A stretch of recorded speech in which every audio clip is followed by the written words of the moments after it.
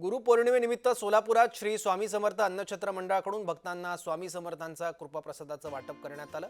अन्न हे पूर्ण ब्रह्माची साक्ष देणारं श्री स्वामी समर्थ अन्नछत्र मंडळ या धर्मादाय संस्थेचा 38वा वर्धापन दिन आणि गुरुपौर्णिमा उत्सव विविध धार्मिक कार्यक्रमांनी गुरुवारी संपन्न झाला आहे। या निमित्त मोठं अन्नदान देखील पार पडलं। स्वामी समर्थांची दत्ताची आरती देखील करण्यात आली। अन्नछत्र मंडळाची स्थापना 29 जुलै 1988 रोजी झालेली आहे आणि 3 किलो तांदळावर शून्यातून निर्माण झालेली ही संस्था आहे।